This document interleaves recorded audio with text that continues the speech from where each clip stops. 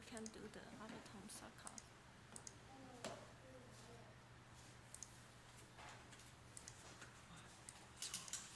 You can cut the, we didn't fix this. Yeah. Even do this is the same. But this one is okay. So the finish first to close it and then just use the one. Okay.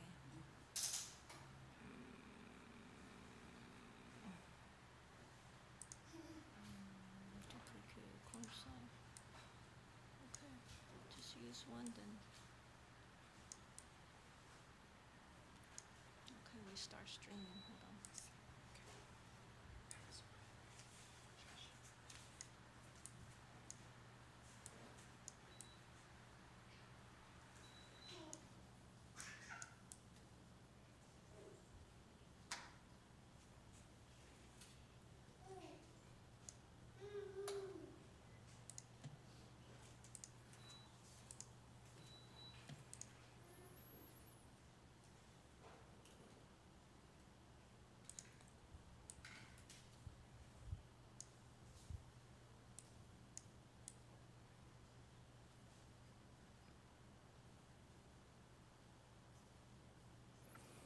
Will the virtuous Sangha out of compassion for the sake of this assembly and all living beings, please turn the wonderful Dharma wheel to teach and guide us how to end birth and death, leave suffering and attain bliss, and quickly realize non-birth.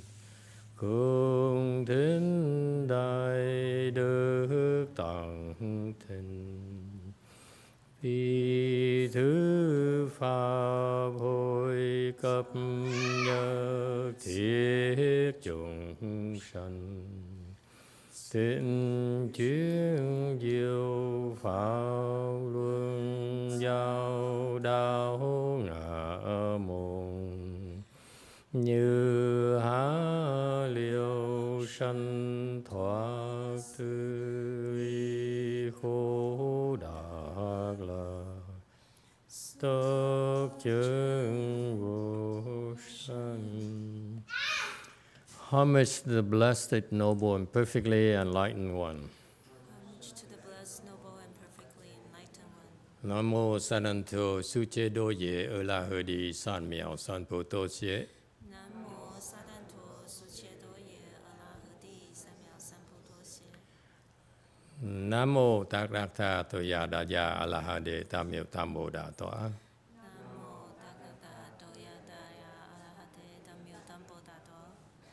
The unsurpassed, profound, subtle, and wonderful Dharma in 100,000 million aeons is difficult to encounter. Now that I'm able to see and hear, I will receive and maintain it. I vow to fathom the thus come one's true and actual principles. Wu shang sheng she wei miao fa bai jian wan jian nan zao yu wo jin jian wen de shou qu yuan jie ru lai zhen shi yi. O Buddhas and Bodhisattvas, Venerable Qingyang, Venerable YongHua, Venerable Lafong people, and all good no advisors, Emitofuo. 各位出家人，各位善知识，诸佛菩萨、精良大士、师父上人，各位出家人，各位善知识，阿弥陀佛。Chư Phật Bồ Tát kính thưa Thanh Lương Quốc sư, Hòa thượng YongHua, quý thầy cô và các vị thiện tri thức A Di Đà Phật. Hello everyone, thank you all for coming. Today is the 15th or 14th? 14th, thank you. 14th of August 2021. We are gathered here to continue discussing the prologue to the Avatamsaka Sutra, written by Great Master Qingyang. This is a good, wonderful summary of the profound principles contained in here. So let me warn you, I keep on using the word profound. That means that it's not meant for you to understand right away. Okay? With its profound meaning, you cannot fathom the depth, no matter how hard you try. So it's about planting the seeds for you, for your future reference, for your future understanding. Okay? And that's how it works with this particular type of Buddhist wisdom. It's so profound that it takes a while for you to be able to take advantage of it. However, it's important just to plant the seeds. Don't worry about when it's going to happen. It will happen when it's supposed to happen. When the conditions are right, that will happen. When they're not, there's no point in trying to have wishful thinking and say, I wish this comes through and for me to understand this. What happened is that we have this profound, this incredible, inconceivable opportunity to plant the seeds together. It works for you, it works for me as well, because personally, I don't understand it either. I understand a little bit more than you, but most of it I don't understand. It's that profound. And yet, with the little understanding we have, we can go a long way. Sort of long, long way. Okay? This is the highest wisdom possible you're going to have. Okay? I don't care whether you are a genius, whether you are a sage and so forth. This is the highest wisdom available in the universe. Okay? And for that, that's why we need to plant the seeds. Okay? It takes that kind of foresight, just like we invest in our children's education, because in the future, right now they don't get it, but in the future they will benefit from our investments. So that investment is similar to the seeds that we talked about in planting for our children, just like we plant the seeds for the ultimate wisdom there is for us, for all of us. Okay, and that's for everyone, not just for the intellectual, not for the smart, but it's just for everyone, for children as well. Even the children, when they listen to the sound, the seeds are planted too. This is what happens in our world. The sound is the process of planting seeds. Listen to the sounds. That's all it is. And therefore, refrain from trying to understand and keep on stressing that. It's not possible for us to understand. The only real understanding happens when you stop thinking about it. When your thinking mind stops, that's when you're able, the seeds will then sprout and understand. Until then, as long as you think, you will not be able to penetrate the depth. Okay? And how does that wisdom manifest? Simplicity. The best things in life are simple. Think about it. The best dishes comes from great ingredients. You need great ingredients first before the chef can come up with something fantastic. Okay, so if you have the great materials, then to create something outstanding is fairly simple, fairly easy. So that's why. The greater inventions are actually very simple in designs, in structures, and it appeals to us. Think about it, how appealing when it seems so simple and yet it escapes us. Okay, it's really appealing. Thank you very much. Okay, all right. Okay, so we've been discussing what are the causes for this profound teaching to arise in our human realm. In particular, for our previous generations, why it's available for them, and why it's available to us now. Okay, so in Buddhism, the rule of thumb is there must be some reasons for it, some causes.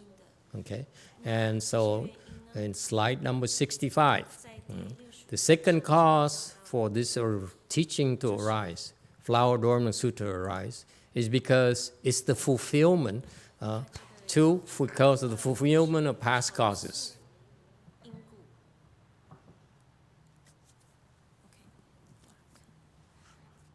You want me to read it for you?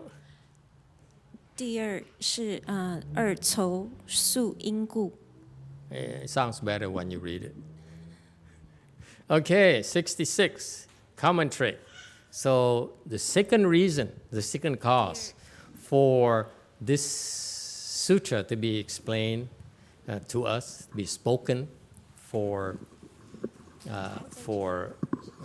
us, is that in the past, the Buddhas, on the way to Buddhahood, in their progression towards Buddhahood, made the vow that after they become a Buddha, they will speak this particular sutra, this particular teaching. Why?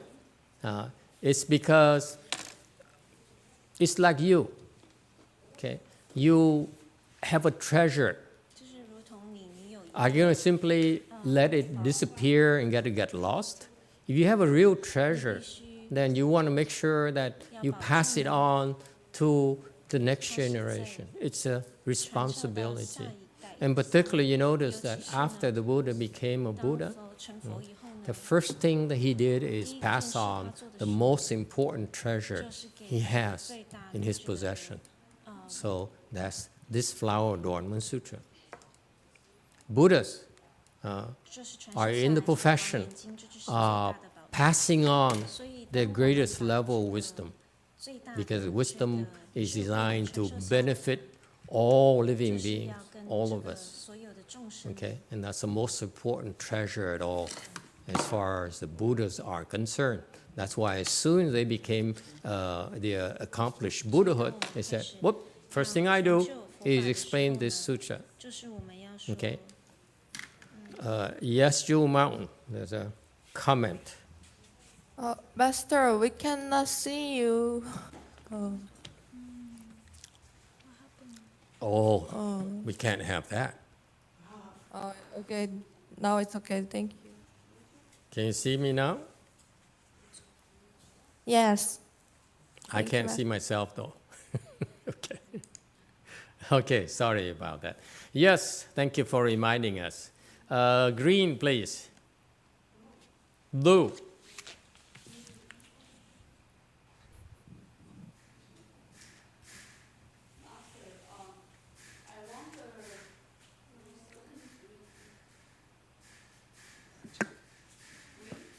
Hello? Hello, green is working? Yeah. Okay.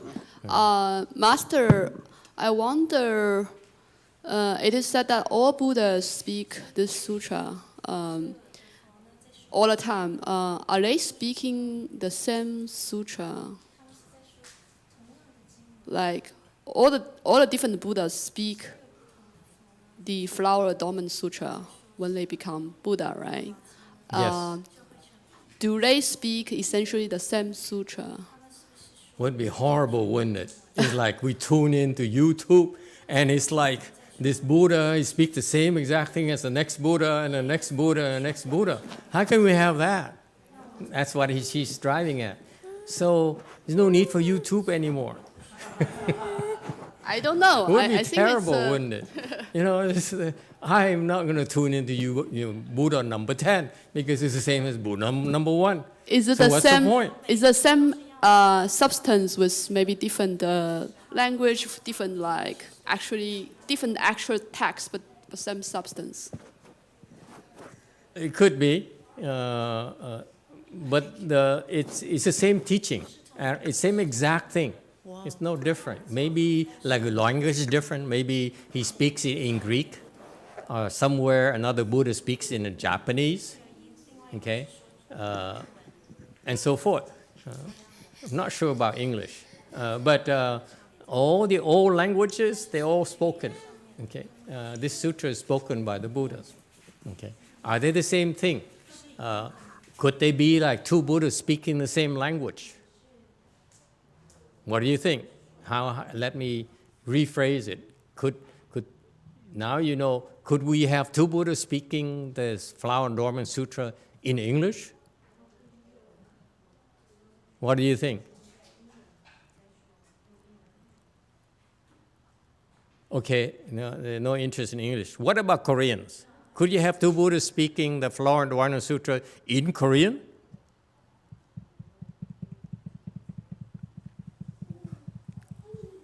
No clues?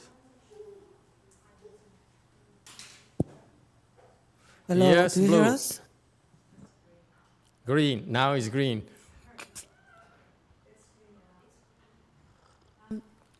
Of course, Master, since I'm an English-speaking person, I hope it's also in English. I had to put that out there. She says, yeah, absolutely. Better be in English. Okay? Why not? Yeah. And listen, some of you might be listening from the UK. So wouldn't you prefer to listen in English instead of, another language? Espanol? Okay, what about some of you are residing in the Bahamas? You see that? So it's possible that the same language is spoken from different Buddhas. So why is there a need for the Buddha to be constantly speaking this Flower Dormant Sutra?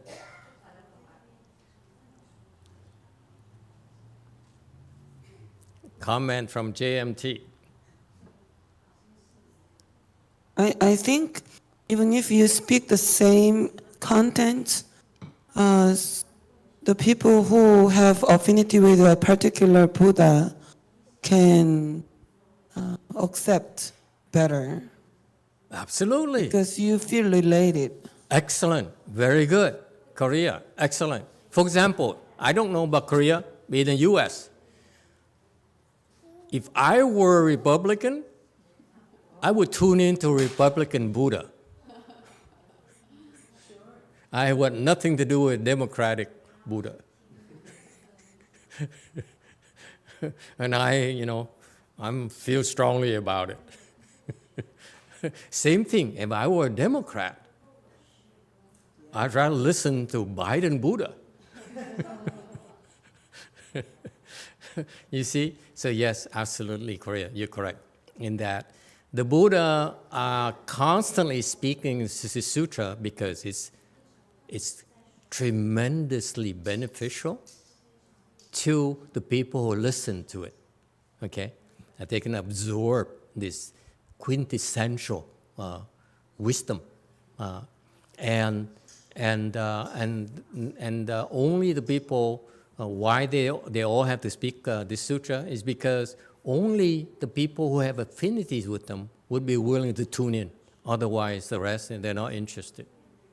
Okay? So that's the nature of the beast. You see why, that's why in the future, most of you are Democrats or Republicans.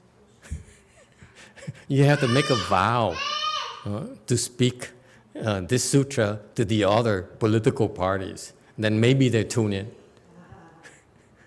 Okay, and that's the fulfillment of past causes. Even though you are different background, but you made a vow and say, in the future, I will definitely share this treasure here with my esteemed, ignorant political rivals. Yes? All right. Or Chung In Sunim being Korean, he might make a vow that in future, when he becomes a real Buddha, unless he's already a real Buddha, that he will speak this Flower Dormant Sutra to the Japanese. Not only to Samsung, but also Japanese. Okay? And that's why. So the fulfillment of past causes. So that's, this is important to keep in mind. Even though We know it's beneficial. Even though the seeds are planted, we still have to be patient and wait for the right causes. Okay? Don't say, how come I'm struggling? How come I'm not the way I want? The seeds are planted. Okay? So this Buddha here, for this good thing to happen, he had to plant the seeds already. For you, for example, to be successful, you have to plant the seeds to be successful. And then in the future, when the conditions ripen, you still need another factor, conditions. And then when the conditions ripen, then it will come to you. So that's the thing that most people fail to understand. You need to keep on planting seeds and let the conditions happen naturally. Okay? Does it make sense? So for us to sit here and will and say, "Oh, I want it this way, I want it that way," it's not necessarily productive at all. Okay? Do the right things, and things will take care of themselves. Okay? That's the secret of the universe. All right. Question from Korea. Sir, what are past vows of Shakyamuni Buddha?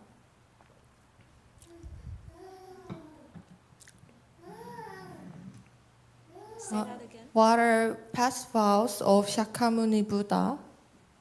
What are the past vows? Yeah, it's 什么是释迦牟尼佛前面所发的愿呢？ Shakyamuni Buddha, on his path to Buddhahood, on his path of cultivation and bodhisattva practices, he made a lot of vows. 他呢，其实 Each vow 发了很 is 多愿， designed 那所有 to 的愿呢，都是呢 repay, primarily to repay his debts to those beings. Okay, that's the difference between the Buddhas and us. For us, we only think about what's beneficial to us. Okay, we said, I want to make money, I want to have a good time, I want to be famous, I want. It's about me. The Buddha says, I have so much already. I don't need to anymore. I have plenty. What I want is to share what I have. I have so much. I want to share with those beings. Okay? Which beings? In particular, the beings that I am indebted to. So that's why they made these vows. Okay? So they made the vows that in the future, when they are able to, when they have the means, they would like to repay those karmic debts. Okay? In particular, for Westerners, you don't understand this concept, but for us, when we become a Sangha, a left-home person, we take on the livelihood of a beggar, so that we beg for things that we need. Okay? And in begging, we incur these karmic debts. You give us a bowl of rice, we owe you a bowl of rice. And that accrues interest. It's a scary thought. Think about it. You get a bowl of rice from someone or a piece of bread from someone, okay, who paid for it. Maybe they were like 50 cents or less.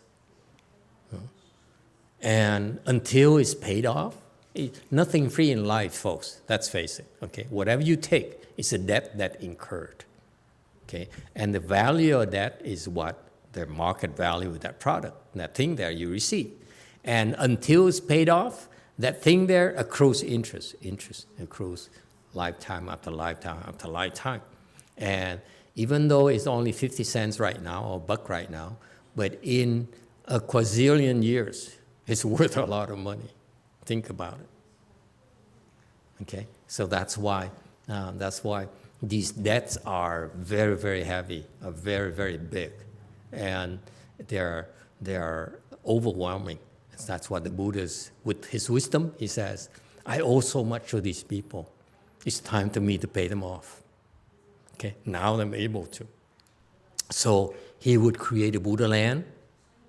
Yeah, like the Saha world is a Buddha land that Shakyamuni Buddha created upon his, when he became a Buddha a long time ago. So he created this Saha world in order to bring his creditors here so that he can pay them off.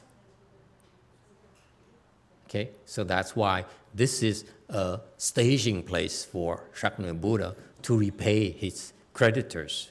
Okay, is that it? Not at all. He still has to go all over the universe. You find it out when we continue investigating this prologue. Master Jing Liang says, later on, about a couple of years, you get into that section. Be patient. So you get in the section, you see how the Buddha is here in the Sahara world. He's also all over the universe. Why is that? Because not everyone can make it to the Sahara world. So that's why the Buddha, when possible, he'd like to pay you off, pay us back as soon as possible. Okay?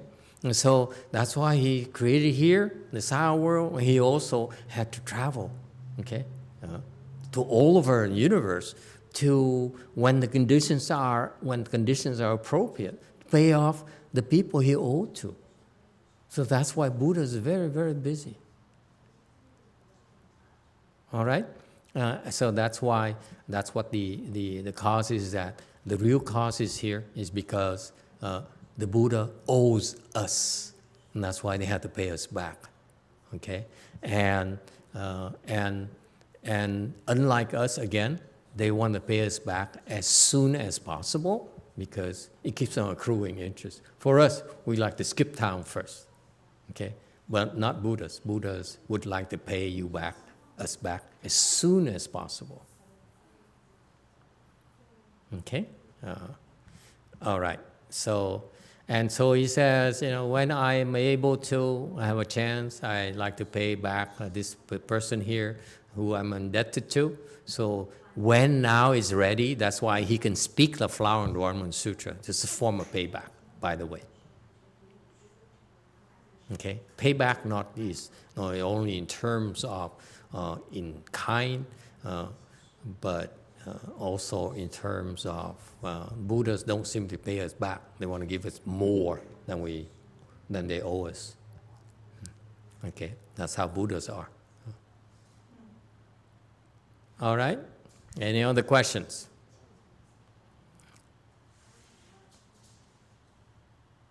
Next, 67. 3. Because of according with the stimulus of potentials.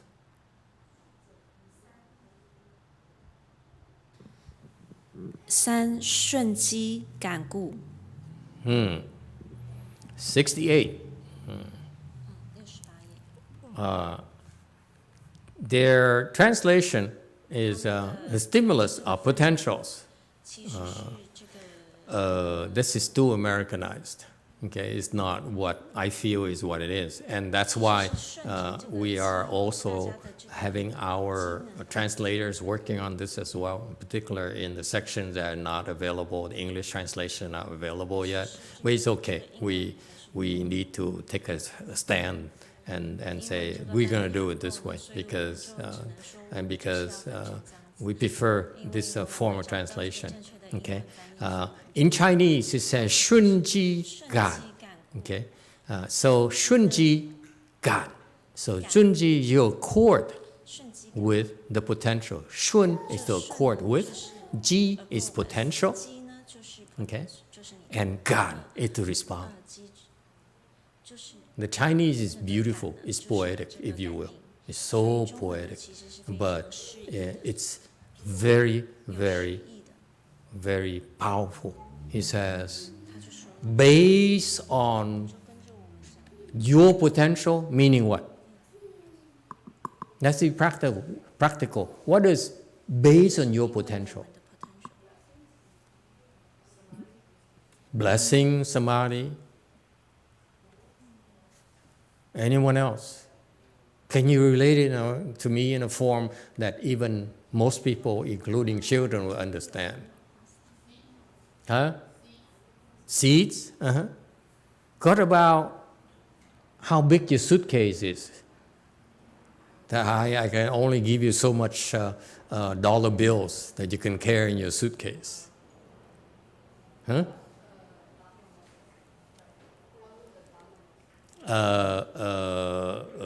Green. Capacity of the Dharma vessel? Yeah, capacity. Basically, how much you can carry, how much you can take. If I owe you a lot of money and I give it all to you, you can't carry it. Then what would you say? You say, can you just, can I come back for the rest? You know what I mean? So you fail in your attempt to repay them. And what are you going to do with the excess right now? Guard it? Put it in the bank? It's too messy. So Buddhas are very precise. When they say, Shunji is that whatever you're able to take back, they know that Shunji, whatever you're able to benefit from them, they'll give it to you the exact amount. That's it. And God is that knowing exactly that precision, how much you can take, how much you're willing to take. Okay? How much scolding can you take? How much praise you can take? Because if you give it too much, then you become addicted to praise. When you take in scolding, I talked to a disciple of mine. I met her 3 years ago, and she's a very scary person. She scares all the monks, all the senior monks, okay, and junior monks. And so I talked to her first for 2.5 hours. First half hour is she complained about her illnesses. So I listened a half an hour, and then the next 2 hours I scolded her. So it's a good balance. And she said, you know, my entire life, no monk ever scolded me. I said, it's about time, don't you think? So you see, so I told her I had to wait for 3 years. Now you're ready to be scolded. If I scolded you 3 years ago, you have not given me the time of the day anymore. Okay? So that's what happens. You shouldn't you have to see how much it can take. Okay? That's shunji. That's the wisdom of the Buddhas. That's wisdom right there. How much you can give your children before you spoil them. You know? How much can you be, how many washer and dryers you can give to your wife? Think about it. Huh? So that's shunji and gan. Gan is to respond. Not only must you know how much it can take, but you have to respond in a way that's attractive to them. What's the point in giving them, a lot of dollars when they expect gold? You see?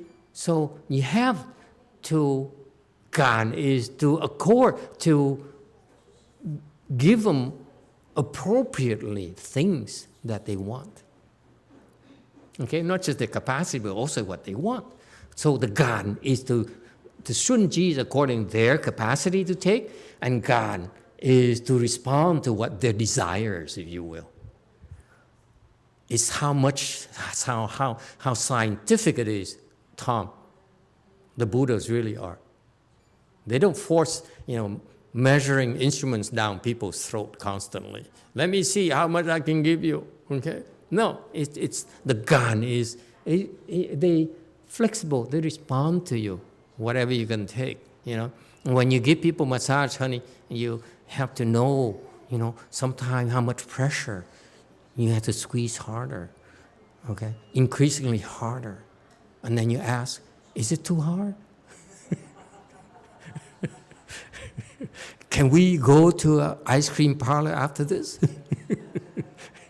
You see, that's the gan we're talking about. Huh? Chinese is beautiful. Yes, you too. Ping Dan Qingjing asks, oh no. So the world that Maitreya Bodhisattva will be born, become Buddha, and speak Dharma for 3 days, that world also created Maitreya Bodhisattva? first of all, he didn't speak the Dharma for 3 days. He's only taught for 1 day, 1 night, and he retired. And in doing that, teaching 1 day and 1 night, Shakyamuni Buddha taught for about 50 years, give and take a few months. Okay? So he spent 50 years of his life to teach living beings. And then after that, he says, I'm done. I'm out of here. Next. And so now we have to wait for millions of years until Maitreya Buddha comes. And he warned us already. He says, when I come, boys and girls, I will give you 24 hours. Better be ready. Okay? You're not ready, you have to wait for the next Buddha. All right? So that's the first part. So number 2, does he need to create a world? Remember Ping Deng Qing Jing? I said that even though the Saya world is created by Shakyamuni Buddha a long, long time ago, he's here on his 6,000th time. He appeared again for the 6,000th time or so already. Okay, so he created a long, long time ago. On top of it, he's not only here, he's also all over the world, all over the universe, teaching and helping, and Shun Ji Gan everywhere else as well. So when Maitreya Buddha became a Buddha in the Saha world, he has his own world as well. Okay, he only will manifest becoming a Buddha here, but he has his own world as well. Okay, it's not the Saha world. Same thing, Shakyamuni Buddha will also manifest becoming a Buddha somewhere else as well, as part of his work. All right, does it help? All right, JMT. Hey, now you can climb, huh? Yeah. Come Hello? closer, I will bite. Hungry. I'm hungry. Yes. Hello. Yes. My question is, if your faith increases, does your capacity or potential can increase too? Your base is what? If your faith increases, does your potential or capacity increase? It depends. What happened? I cannot see the Wei Mountain Temple anymore. If your Catholic faith increases, it will not necessarily increase your capacity. However, if your Buddhist faith increases, it will increase your capacity. Absolutely. Very good. It's very perceptive. The capacity is can be measured as faith. If you have a measuring instrument and you say, what is my capacity? It's like faith is the capacity to take it, to take the beating, to take the inconceivable and not reject it. Does it make sense to you? We give it to you, we confer upon you because it's based on the knowledge and the wisdom that you keep it for yourself to benefit you. The Buddha is not going to give it to you for you to discard. Say, oh, I don't know why he gave this to me. I was looking for something, chocolate with hazelnuts, but he gave me dark chocolate. Good Lord, what am I going to do with it now? Here, you take it. So it would be a waste. Okay? Buddhists don't do that. They give you the right amount that you want. Yes, is there a question here? In pink? No? Okay. So in particular here, he speaks this particular flower adornment sutra, the Avatamsaka Sutra, is because these people are superior. They have the superior roots and they are able to plant the seeds to receive incredible inconceivable benefits for themselves. Yes, you too.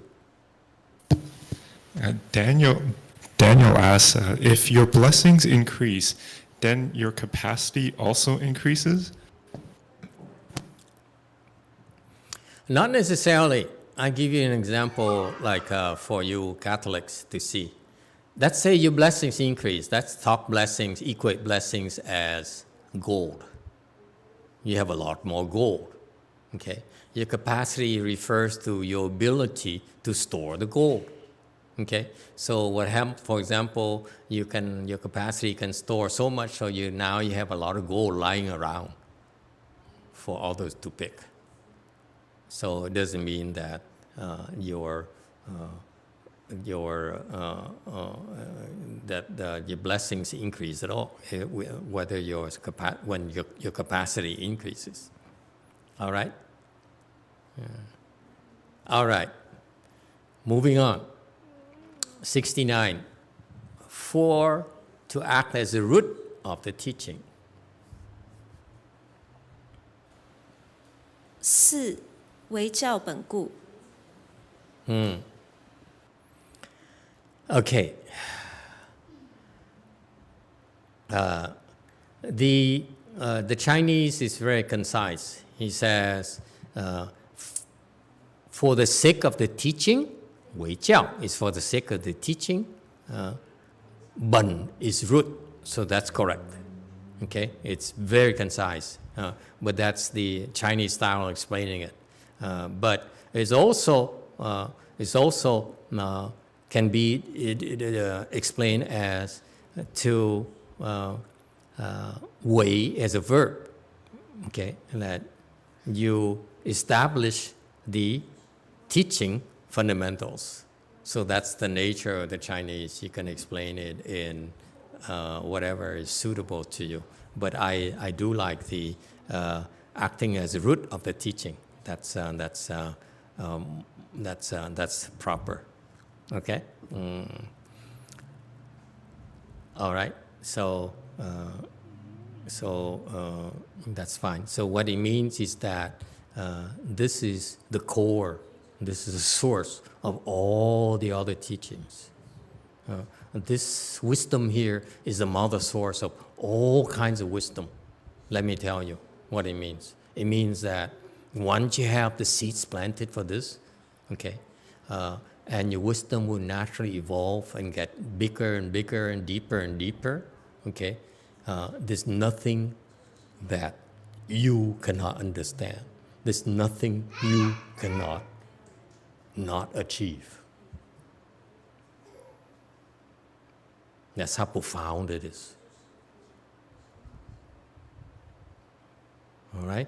So this is the root source of all wisdom, whether it's transcendental or worldly, by the way. You want wisdom? This is it. Okay?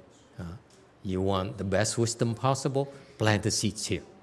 Okay? Eventually, you will acquire incomparable, unsurpassed wisdom. All right? Next, 71. 5. In order to display the virtues of the fruit. 5. 显果德故.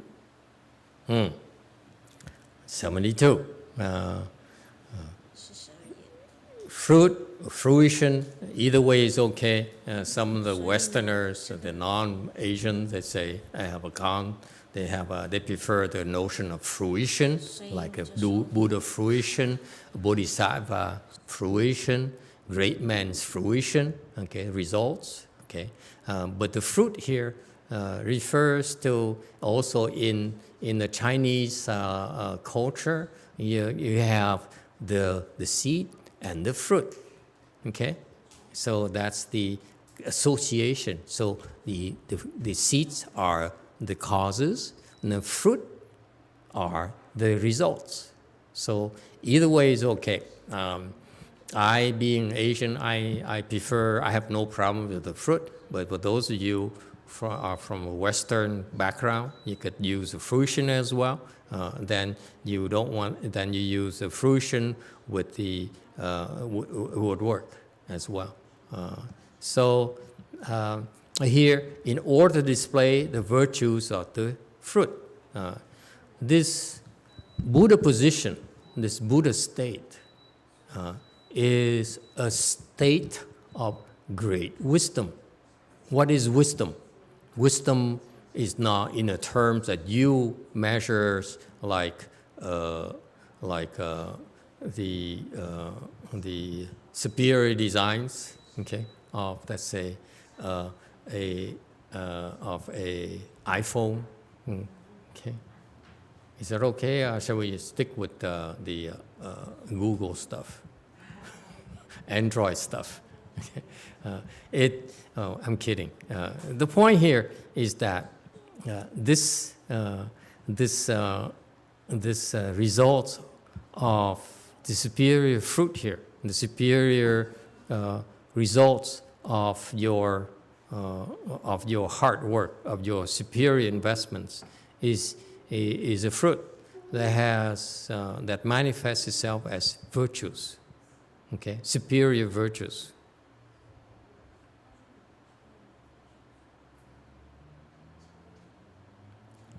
In the real world, in this transcendental world, the superiority is measured in terms of virtues, not in terms of worldly things like money or notoriety.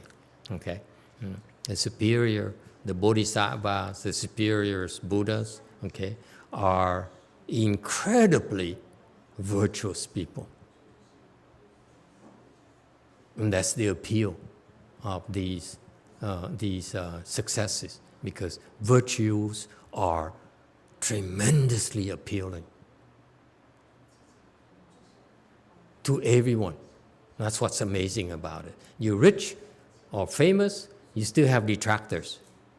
Okay? But if you're virtuous, virtually everyone respects you except for your enemies.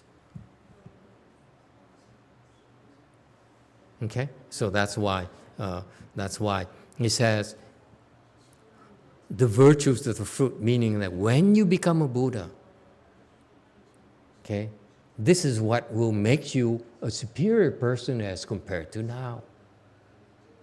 Why it's so desirable? That's what's in it for you.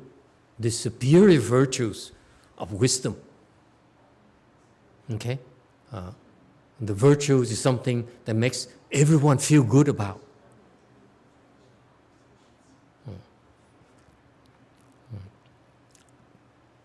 Next, 73. 6, in order to discuss the positions. 6. 张地位故. Okay, 74.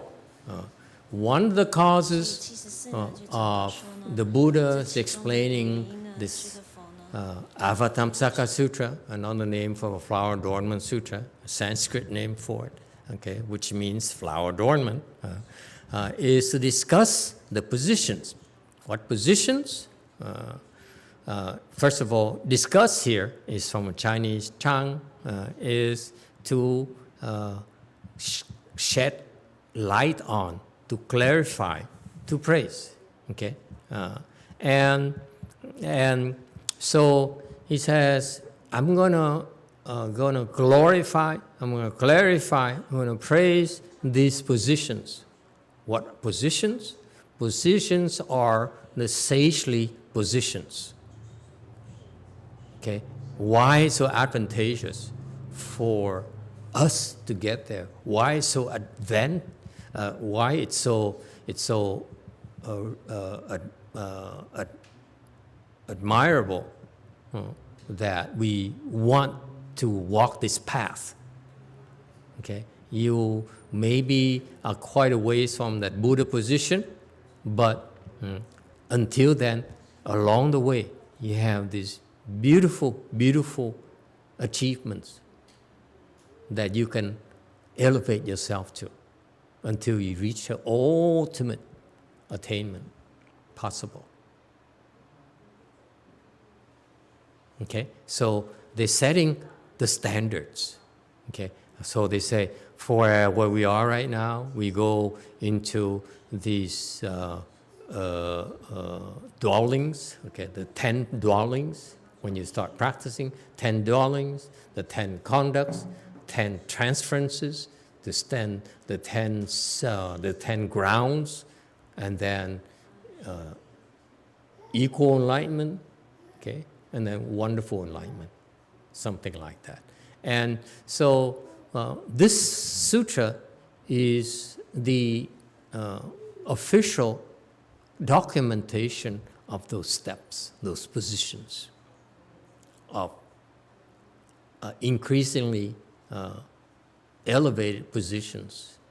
Okay, and why did they discuss it? Because then we can see for ourselves how advantageous it is for us to reach those positions, and how remarkable it is for those people who have higher positions from us to encourage ourselves to reach higher.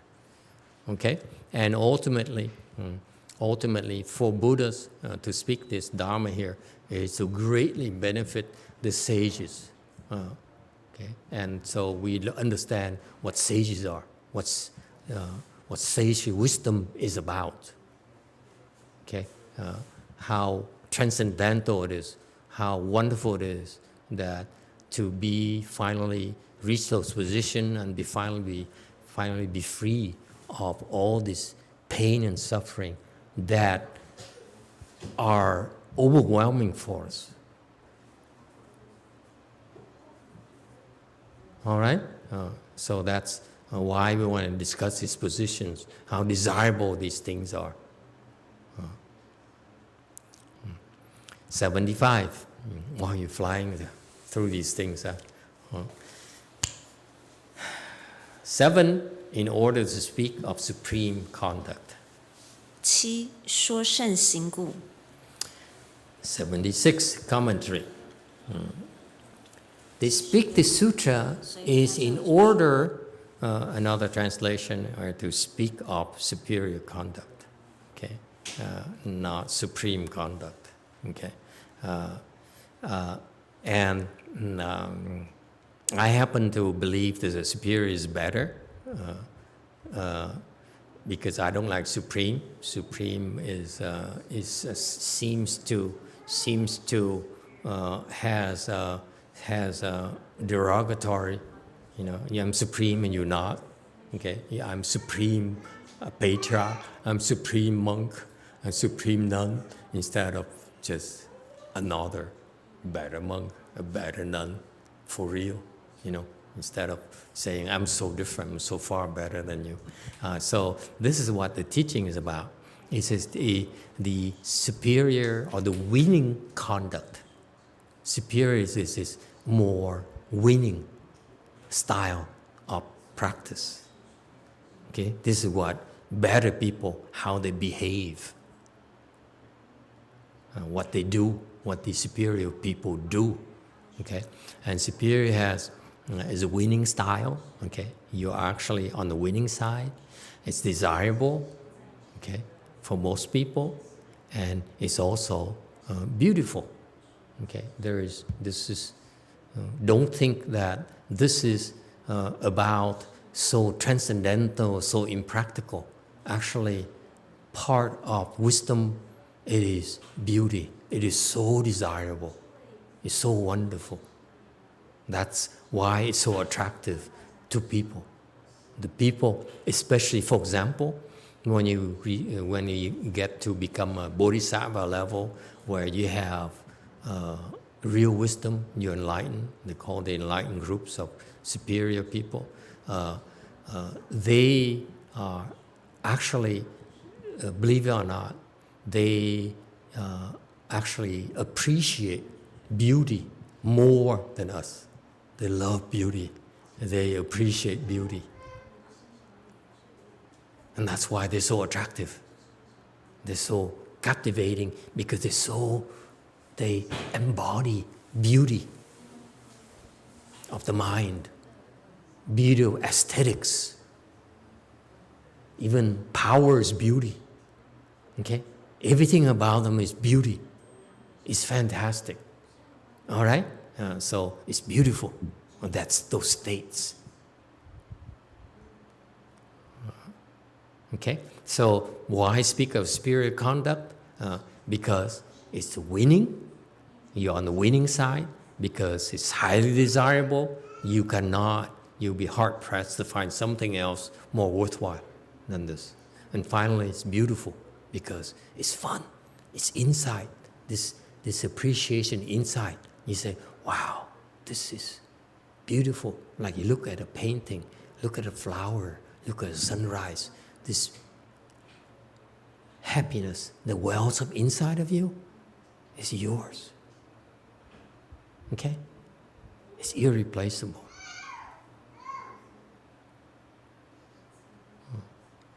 Way Mountain. Master, is wisdom located in your heart when you open up your heart and never inside your brain? Wisdom depends on what kind of wisdom. If you have worldly wisdom, it's inside your brains. Okay, it's the wiring up there, the neurons. They're able to travel shorter distances, okay? Much faster speed. Okay? So that's a worldly wisdom. And there's such a thing as worldly wisdom. That's important. We need to have worldly wisdom. That's how we design a better bridge, a safer building, okay? Earthquake-proof buildings, and so forth. So that's important, very useful for humanity. And that's something that people with transcendental wisdom encourage and promote, because that's how we advance our welfare. Okay, we increase the welfare states. Okay, make things more, life more desirable, life more beneficial, more pleasurable for living beings. That's out of kindness. Okay, that comes with wisdom. Wisdom is kindness at heart, where they do things in order to that are attractive to you. There's no rejection at all. They don't say that you are so ickiya that we don't want anything to do with you. They embrace our ickiness. They embrace our inadequacies. They embrace our ugliness. Okay? That's why these people are so beautiful. They find beauty, they find goodness inside of our ugliness. Okay? But on the other hand, there's also called transcendental wisdom. What is transcendental wisdom? Transcendental wisdom is the ability to see beyond your intellect. Okay, the big picture, when you see beyond things that you can understand, and that's called transcendental wisdom. Okay, it's not something that your smarts, your intellect, no matter how smart you are, how great of a genius you are, that you'll be able to understand. Only it takes wisdom to be able to grasp those things. The big picture that your conscious mind is not able to comprehend. Okay. I'm sorry, we should have, in the future, more another language translation into Espanol maybe. Huh? I'm sorry. Bear with us. Give us time. The more you come, maybe eventually we have something in Espanol. It takes time. So this wisdom here is, for example, I'll give you an example of transcendental wisdom. For example, it doesn't matter how smart you are, how ingenious you are. There are a lot of information you don't know that beyond your understanding. For example, what happens after death? For the intellectual, death is the end, and there's nothing else to talk about.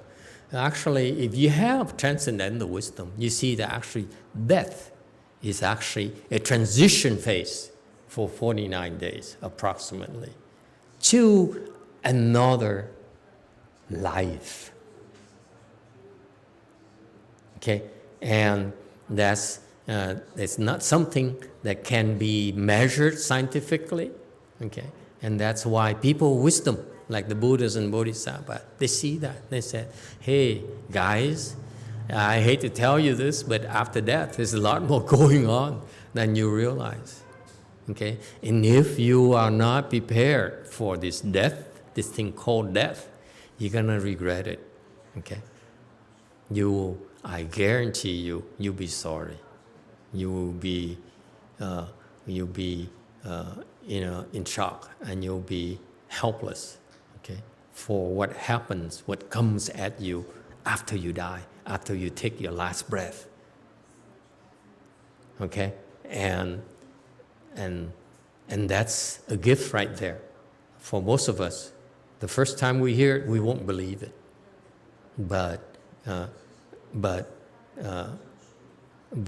eventually, you hear it often enough. Okay, your seeds will be planted. One day they arise saying, "Oh, you're right. I better get ready for my death, or my mother's death, or my father's death, or my ancestors' death. I need to do something to help them out." Okay, because I care. Okay, I didn't realize there's such a thing as life after death, or future after death, or wonderful opportunities after death. Okay, so those are, and so that's why wisdom is about. Wisdom is about things that we don't necessarily understand, things that we cannot understand. That's wisdom, because it's beyond the intellect, it's beyond comprehension. It's just, we know of it, that's it. Either you know or you don't. Okay, so for example, this sutra here is about the ultimate wisdom. You see, these things, if we dig deeper into it, you find that they're so incomprehensible. For example, he says that when you have wisdom, you see that there is no time concept. People say, for example, that the Buddhas are speaking this Dharma Sutra constantly, non-stop. Okay, everywhere. That's an incredible kind of state. How do you explain that? It's not possible. There's no way for you to verify.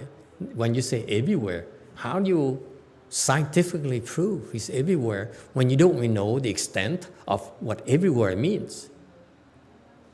And you'll never be able to, no matter how smart you are, how intelligent you are, you'll never be able to measure the end of the universe, because it's infinite. You don't live long enough to be able to measure it. Okay? So that's why there's some limitations about from our own organ deficiencies. Whereas people with wisdom, they transcend those. They have their own understanding, their own wisdom, and that's why their own views, their own comprehension. That's why it's a gift that they said, if you knew what I know, it will greatly reduce your suffering right now, and also end all future sufferings whatsoever. Think about it. If you're bothered by your suffering right now, these people wisdom are telling us, you can end it. There's a way for you to end it. Okay? If you don't care about your own suffering, what about your mother's suffering? If you care for that, there's a way to end her suffering. Okay? How about your grandpa who died already? He's suffering too, because he landed in the wrong places. Okay? How do you end his suffering? There's a way to end it too. Otherwise, it's not called wisdom. Wisdom is the ability to solve the problems that your intellect cannot.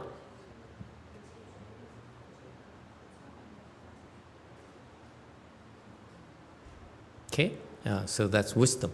And when you have wisdom, what do?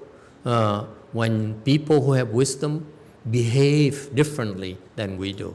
And that's what it's meant by superior conduct. Sheng, xing. Okay? Sheng is winning. So you have a superior way of practice, superior way of living, superior way of thinking, superior way of talking.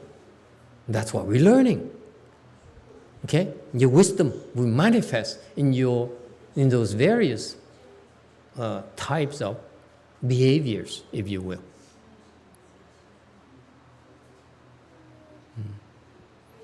All right, 77. 8. In order to set forth true Dharma. 8. 是真法故 78. Commentary. Set forth. It's from a Chinese 是, to display, to proclaim, and to teach.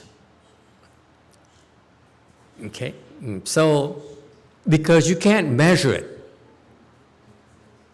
For example, it's an inconceivable state where in one of those sutras, the big sutras in Mahayana, where the Buddha says, I know you can't see. So, some of these people, I enable them to share my telescope. You know, like when you cannot see far, you get the telescope and you see quite a bit further than your naked eyes can. Okay, same thing. Buddha eyes can enable you to use this Buddha eyes and say, wow, there's such a thing called Western Bliss Pure Land. Wow, I never know it's possible. Okay, so that's what it is to display it. For these privileged people, it says, you know what? Let me give you a tip. Instead of taking you to a nice burger joint, okay, for your good deeds, I will let you see this particular place where you might want to go there for vacation. Okay? And so he actually helps you see, or he displays it. He brings that in front of our eyes, brings to our world. Okay? Bring the Western Bliss Pure Land, the other so far away, to our world for us to see what it's like to be there. So it's like you see a movie, see these people living in these palaces, you know, swimming, eating, singing, dancing, whatever, you know. So you get to see all those things. That's all displays. Furthermore, in a more serious tone, for people who are serious, who are concerned, who are responsible, they actually can teach us the real deal, the real thing, the superior Dharma, okay? The true Dharma. Go ahead, you two. Forced Unification asks, what grasps wisdom if not your intellect? What's wisdom? I missed that word. What grasps? What grasps wisdom? What grasps wisdom if not your intellect? Help me out. What does grasp wisdom mean? I guess it would be to hold on to. Is grasping like with your hand? I'm grasping. Yeah, that's the words Something? that he used. How can you grasp wisdom?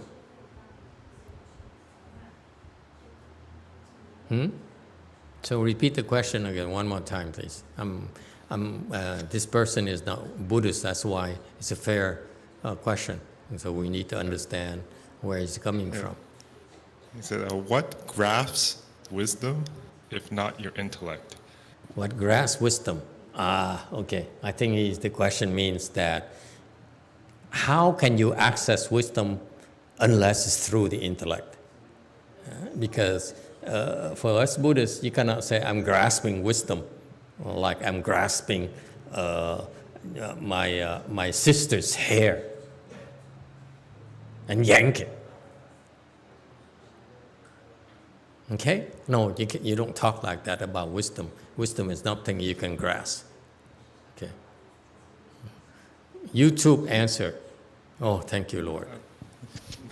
He clarified, the person asking the question that clarified that it means what understands wisdom.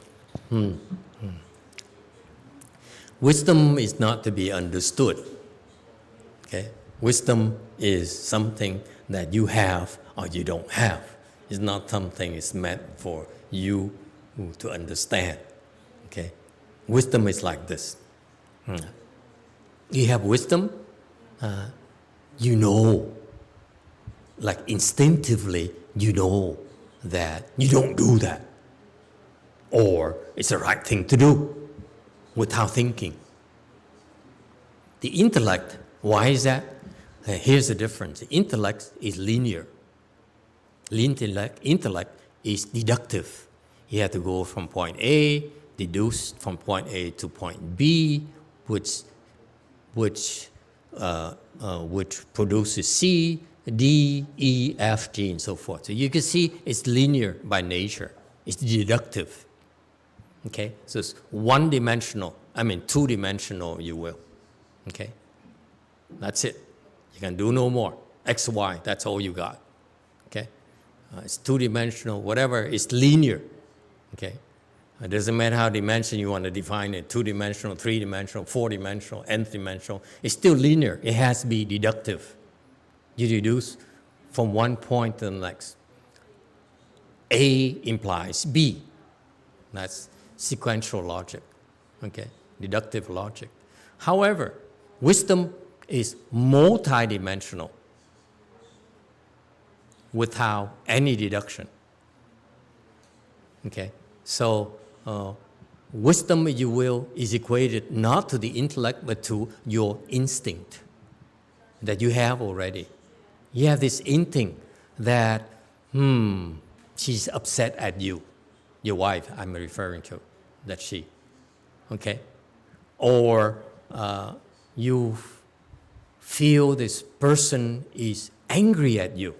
You know, you can sense the anger, yes? And intellectually then, your intellect takes over and say, of course, I think she's angry because look at her eyes. Look at how stiff she is when she talks to me. Okay? So the intellect interprets it, okay? Deduces it with data. Whereas wisdom is says, she's upset, period. Okay? That's wisdom. Wisdom manifests itself not through the intellect, but through your instinct. Your instinct tells you that's the right thing to do, period.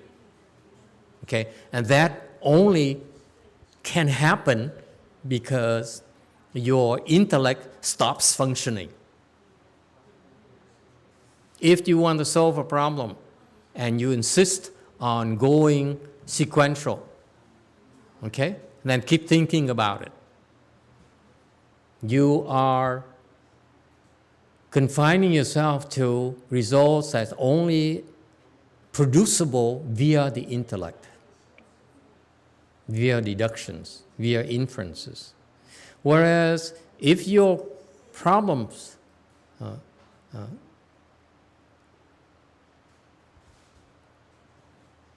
must be addressed beyond the level of what the intellect is able of achieving, then you need to resort to your instinct.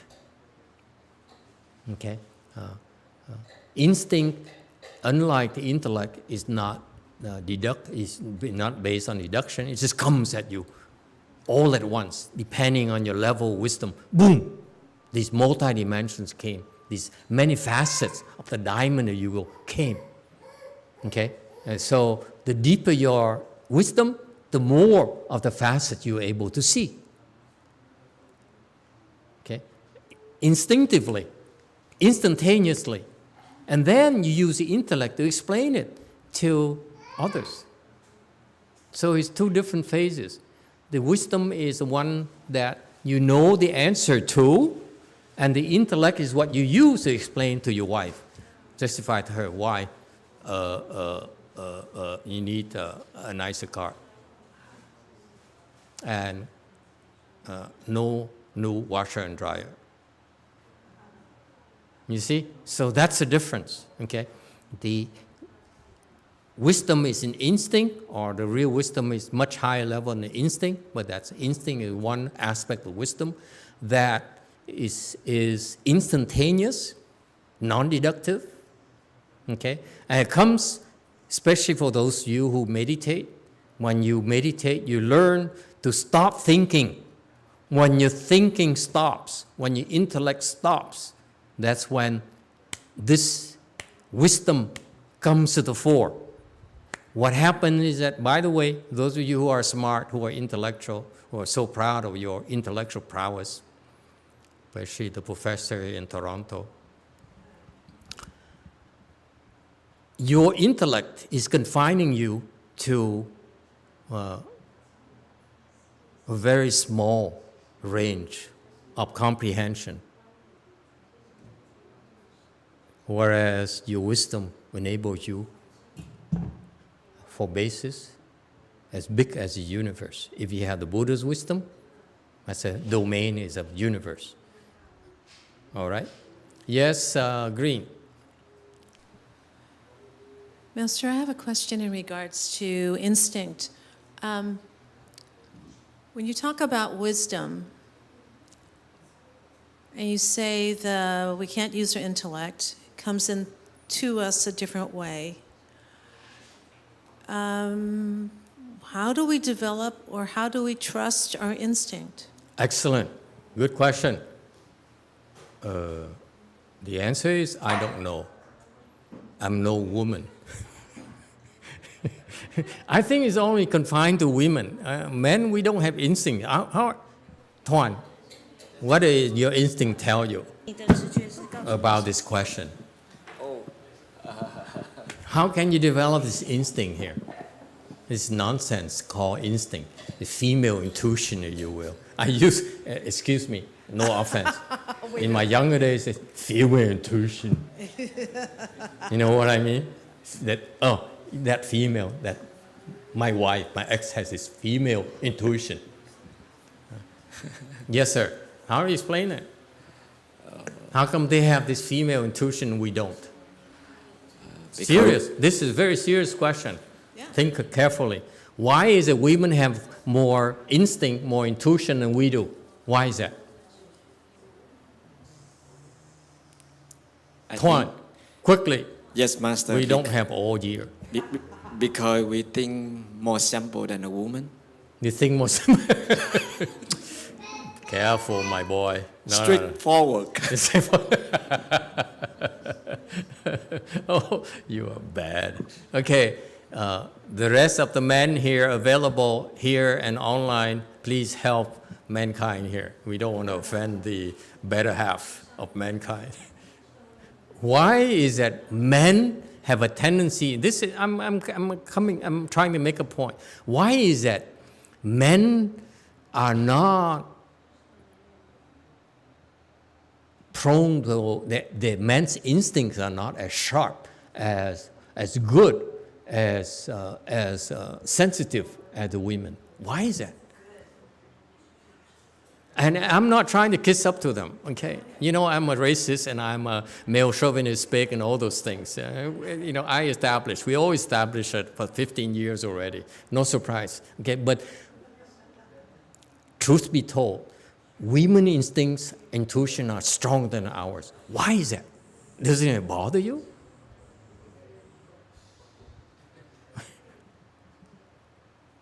Jungin Sunim, why is that? Careful, don't get me in trouble. Why? Doesn't it bother you? There's a reason for that. It's Chan. Anyway, why? Jungin, why is that? Why do the nuns have better instinct than you?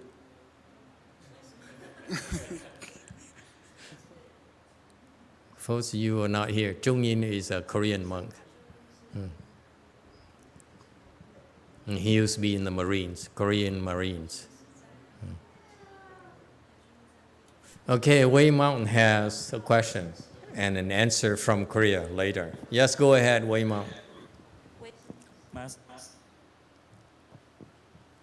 Okay, Wei Mountain, wait. Let's go with JMT first. I can't wait. I can't wait to get the answer here. Okay, Korea, go ahead. Why?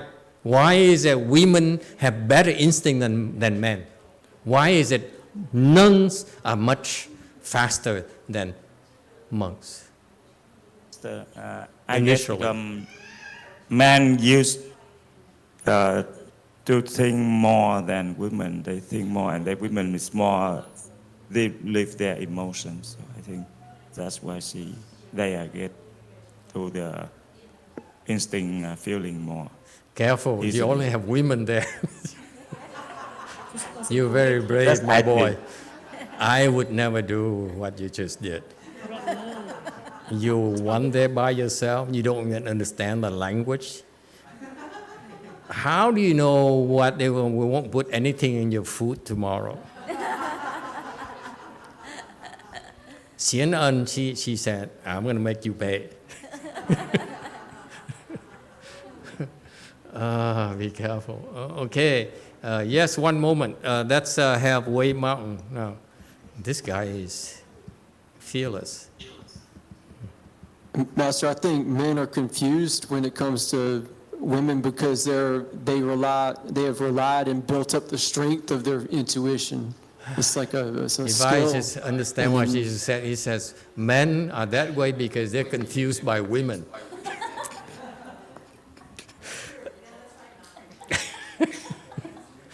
Okay, no comment. Okay, there we have a contributor here on green. Beautiful. To Master, con nghĩ part of it is because we are a woman, we use our intuition more because it's survival mode. We are here we take care of our children, and not only our children, but our motherly spread around, so we have to. You have to. Is it fair to say I'm gonna stab and do see so many women are raising their hands? Okay, I hold off my comment because I need to my head for a while before you snap it off.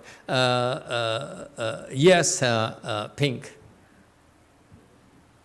Why? Đà Phật, theo con nghĩ á, đàn ông á, thuộc về dương, thành ra sống suy nghĩ làm việc bằng lý trí.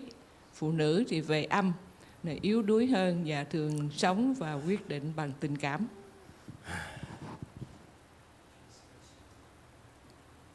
This comes from the oldest disciple of mine. So, translation. I'm not going to translate this, even bother translating this because. Master, I think that because the men belong to Yang, so they are more inclined to lý trí, reasoning. And then the woman, because they are yin nature, so that's why they are more emotional. Amen. Okay, YouTube, go ahead. Emily says, I think some men have good instincts, but they tend to be more sensitive or caring. I don't know about that. What kind of man is that? Sensitive man? I heard of macho man, but never sensitive man. Yes, Green. Is Nor what she said about women's the institution to be to survive with the institution. The intuition, and then on the flip side, I think a man tend to overconfident about their thinking abilities, and then they trust their thinking abilities, and then think they can figure all the problems out that way. So. Did I hear you right? You said men are overconfident with their abilities. I resent that. I don't know any man who doesn't resent that. Yes, Green. I think the men lack confidence, so they want to depend on logical. Lack confidence, therefore, they need to depend on their logic. I never realized you women think so lowly of us.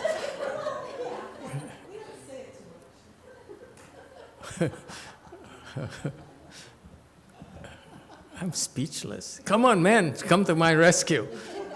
What do I feel so lonely in here? You guys have no spine or what? And these men are married, they're all married, that's why. Any married man, any single man out there, help me out. Old monk, why do you think so? The old monk says, yes, yellow. He said, I don't worry about these, these unimportant issues. Anyone else? Yes, YouTube has the answer. Daniel says, men have more direct thinking and women tend to overthink. Good thing he's Catholic. Anyone else? Okay. YouTube, go ahead. There You Go says, men are more logical than women, so women need intuition to know certain things. There's some truth in there, I must admit. Okay, yes, YouTube, go ahead. Somehow YouTube now came alive. Jane says, by not using the thinking mind, you can develop the instinct. Excellent. Any other YouTube answers? Yes, Sue Tran says, compassionate motherly instinct does not rely on thinking to be so, and men are compassionate too. You can't have it both ways, either you against men or for men, okay? You cannot straddle the boats like that. Anyone else? Okay, in the interest of peace in the world, can I offer you my version? It's based on Chan. Please don't blame it on me, okay? This is based on Chan, okay? Remember the premise of wisdom, which manifests, which you people call instinct. Instinct is actually a form of wisdom. Arises, what did I say? When you stop thinking. It's so fundamental, and yet most people in the world don't realize it. When you stop your thinking mind, when you stop it, wisdom comes to the fore naturally. Whether you're men or women, doesn't matter.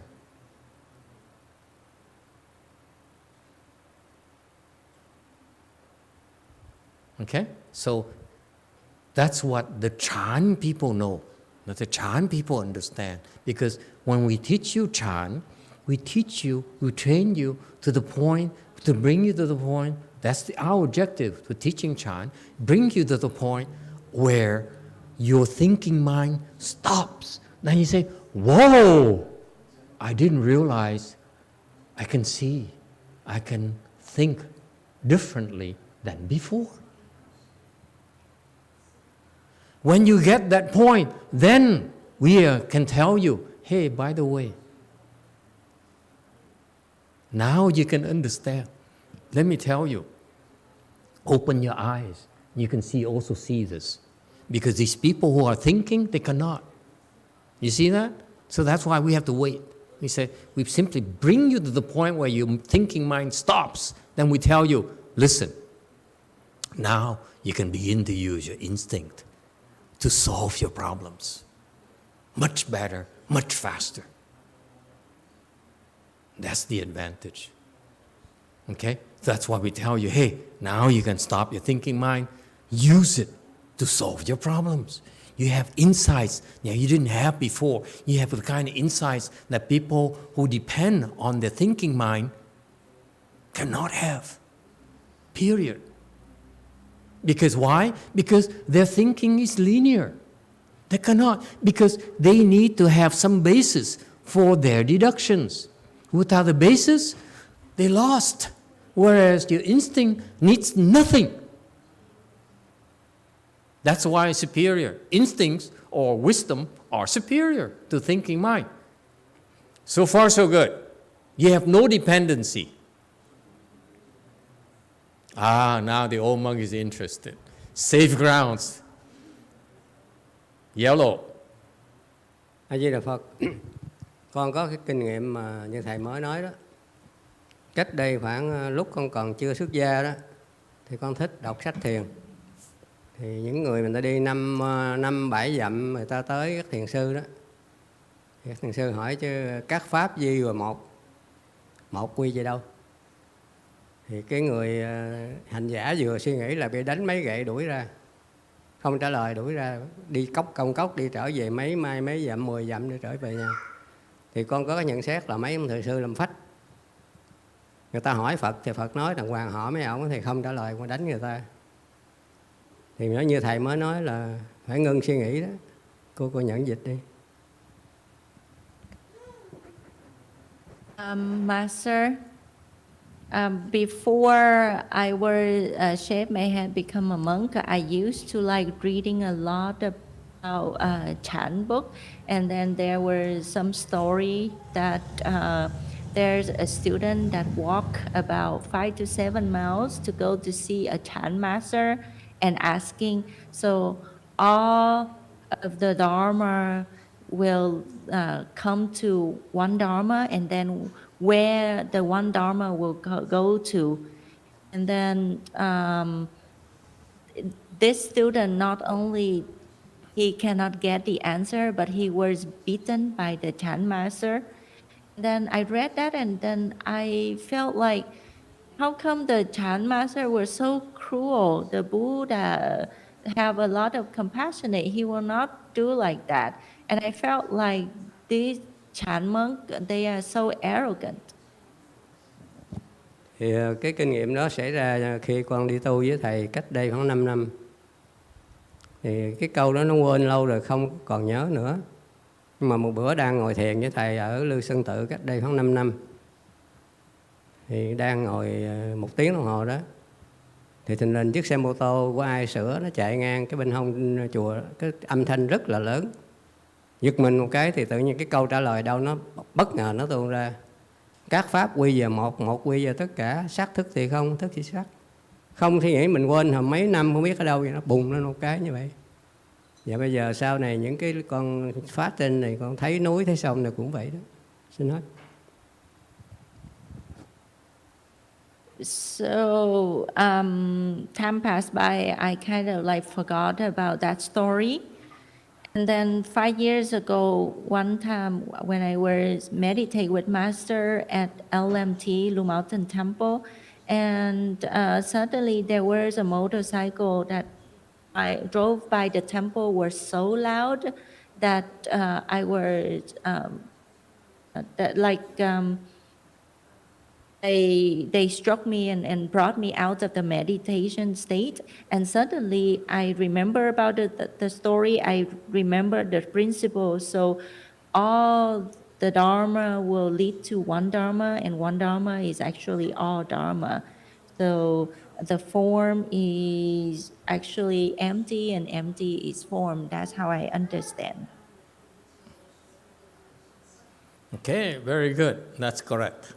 Anyone else? Yes, Pink. A Di Đà Phật, con xin phép, con xin lỗi thầy hiền trì là khi mà con xin hỏi thầy là khi mà mình ngộ được như vậy rồi đó, thì mình có thể ứng dụng được cái ngộ của mình hay không? A Di Đà Phật. I have a question to Venerable Xian Chi. So once you have the awakening like that, can you apply your awakening and use it? Nó giống như là mình sáng mình thức dậy đó, mình thấy trời nó sáng mờ mờ thôi, rồi sáng lần, thì cái ngộ đó nó áp dụng lần rõ hơn. Thí dụ như mình biết nó là không như vậy đó, không phải là không có gì, cái không mà Lục Tổ nói là xưa nay không một vật đó, là không có gì hết á. Nhưng mà sau khi gặp Ngũ Tổ vô buồn dạy lại ban đêm thì nào ngờ các pháp tâm mình chứa tất cả, các pháp chứa tất cả, không ra sắc đó, hai cái nó tương với nhau. Thì khi mình muốn nổi giận hoặc mình muốn chửi ai hay là mình thất vọng cái gì đó thì mình nhìn lại cái gì Lục Tổ nói cái đầu mình khi nó không như vậy đó, nó đâu có nói cái gì đâu. Mình và cái người đứng trước mặt mình đều là trong cái không nó ra. Thì có ai với ai mà giận với không giận. Nếu mà mình bình tĩnh, mình ngưng lại thì mình rất là an lạc. Còn nếu mà mình quên, mình cứ theo cái thói quen của mình là mình sực lại liền. Nó như vậy thôi. Tức là áp dụng từng chút. Nếu mình quên mình dính, mà mình aware, mình để ý tới nó thì không làm gì mình được. Xin hết. Cái đó chỗ mà Hòa Thượng Niệu Quá nói everything okay đó.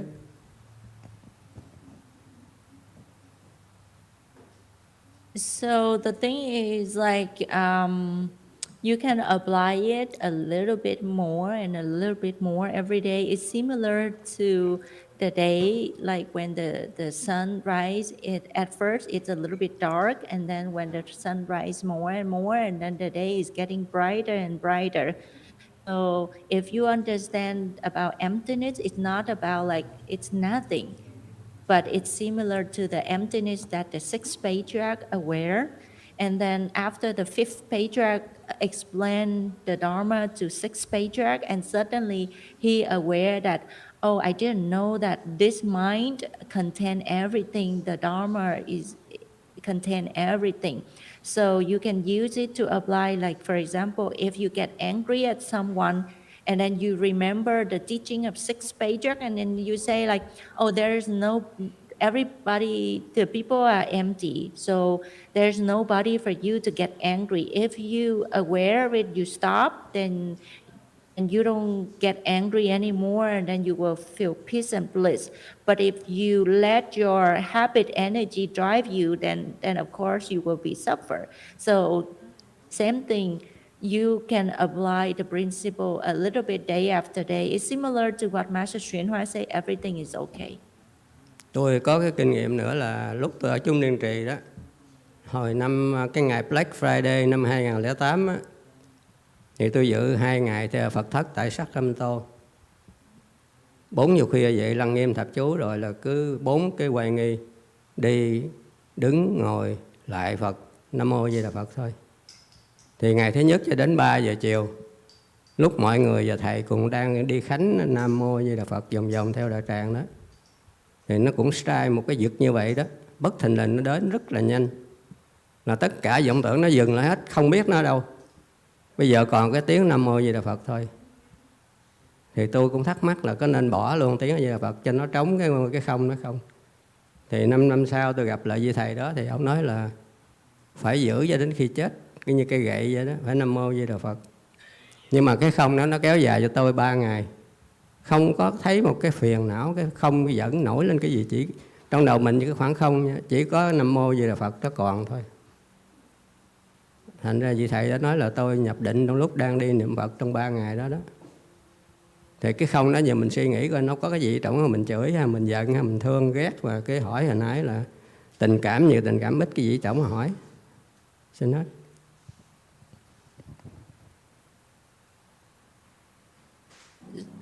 There was another experience that I went through. So it was in 2008.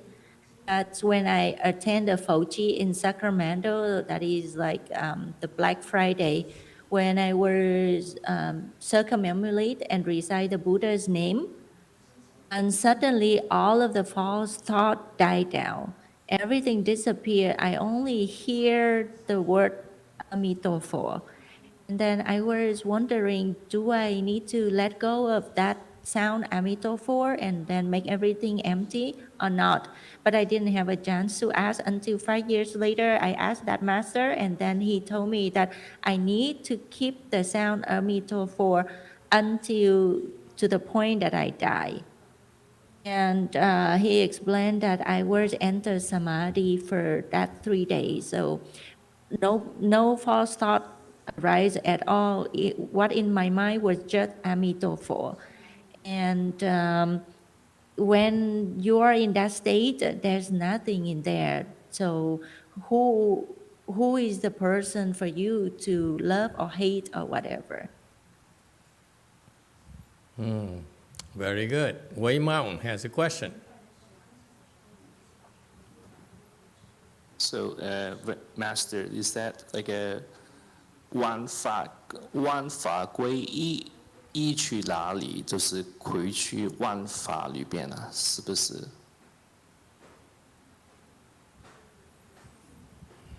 Go ahead, Vietnamese translation.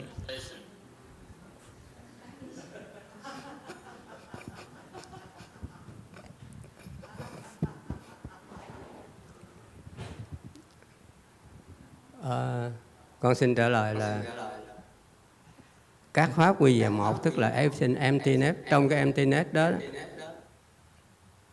Đức Phật gọi là chân tâm hay là chân không gì đó. Không phải là nó không có gì hết, nhưng mà lúc đầu thì Lục Tổ thấy như vậy đó. Nhưng mà sau là Ngũ Tổ giảng cho là cái đó mình kêu lực nhân quả đó, tức là mình khởi một cái gì lên thì nó phản cái đó lại mình. Thì trong cái không đó nó cho ra tất cả cái gì mình nạp vô, mình khởi lên. Chẳng hạn như thầy nói là tác ý khởi ý đó, mình tác cái ý khởi lên cái gì đó thì nó có kết quả liền theo cái tác ý đó. Cái không nó cho ra cái chân không đó, không thấy cái gì mà không phải không có gì. Nó cho ra tất cả cái gì mình khởi lên, mình tác ý, mình thân miệng ý mình khởi lên. Cho nên Mã Tổ mới nói là cái người tu đắc đạo đó, tốt cũng được mà xấu cũng được, khởi lên là do cái quả báo của mình. Người ta khen là do quả báo, người ta chê cũng do quả báo. Cứ ngày thì mặc áo ăn cơm vậy thôi. Sống thản nhiên trong cái không mình thấy đó. Thì một thiền sư chỉ sống như vậy thôi. Gì xảy ra tốt xấu đều do quả báo có đời trước của mình hết đó. Nên mình cứ yên tâm, cho nên everything okay.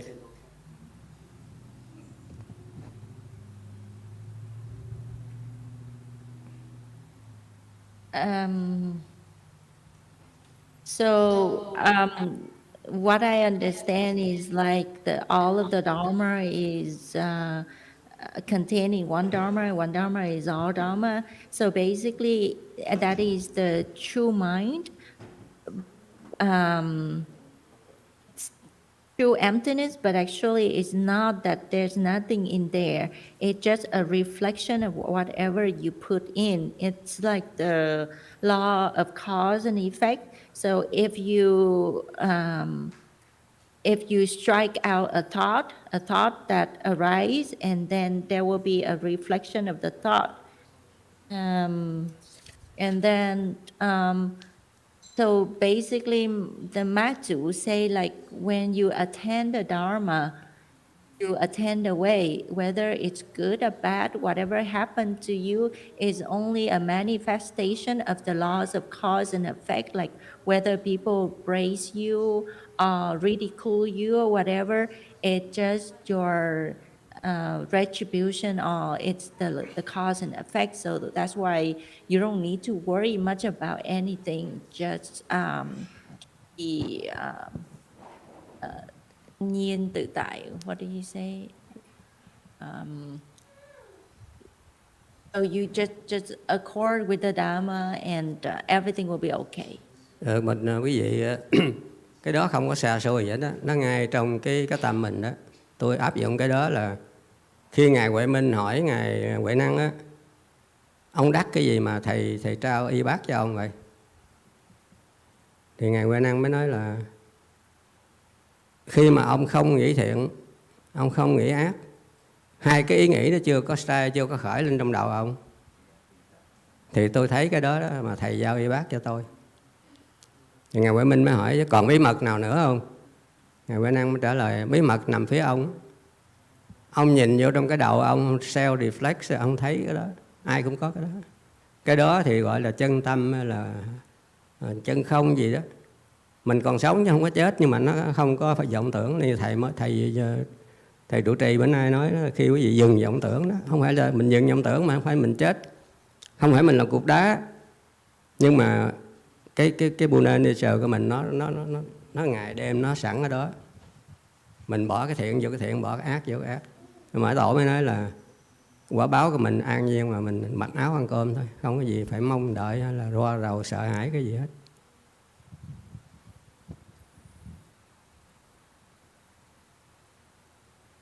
So when Hui Ming was asking the sixth patriarch,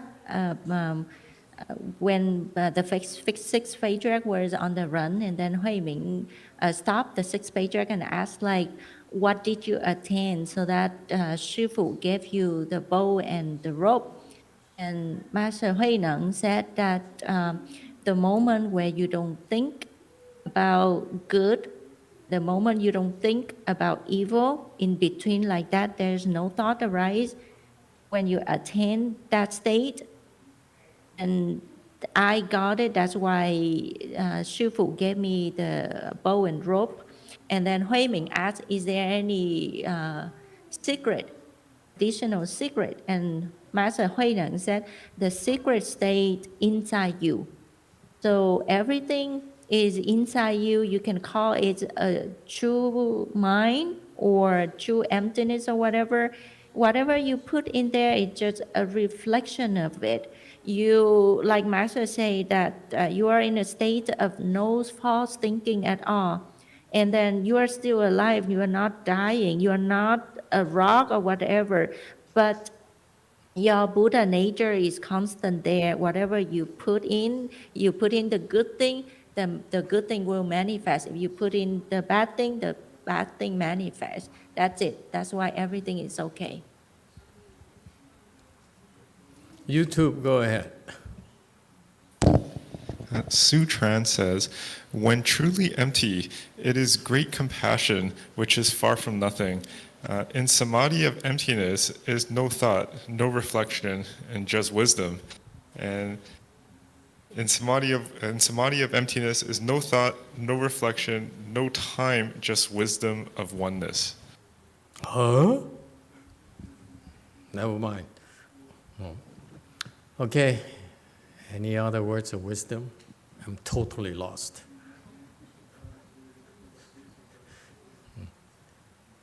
Way Mountain, go ahead.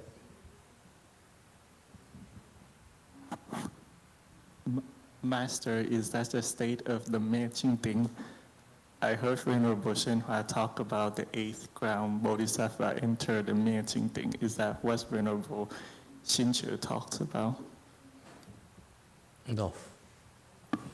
Okay, anyone else? Let's go back to the difference in men and women, shall we? It's still unresolved. You care to, or shall we avoid the topic altogether? Huh? It has nothing to do with men and women. Just men are better at it, that's all. Yes, Way Mountain Temple. According to the last discussion, women are better in instinct and they operate way more on that. Men are on the thinking mind. Now, relating this to cultivation, there's a rumor in cultivation saying, so if according to women's instinct runs better, doesn't that mean women, when they cultivate chant, they should get a better result and be able to enter samadhi, no thinking quicker than men? But the normal cultivation rumor had it the other way. So which way is true, Master? So do you think you're better than your boyfriend, or is he better than you? Just stop metering around the bush. You think you're better than he? Yes. I don't know. I have no wisdom.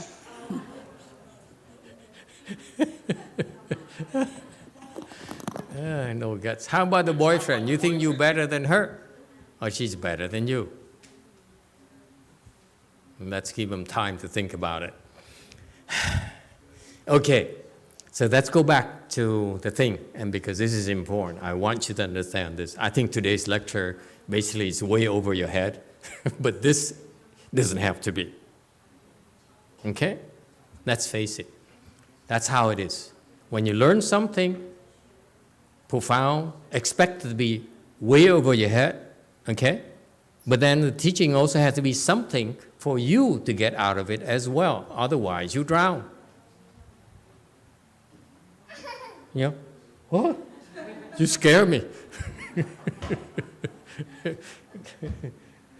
And you see, so that's the, when you speak Dharma, same thing. You scare them by throwing things at them. They say, oh, how do I catch this? Too many things.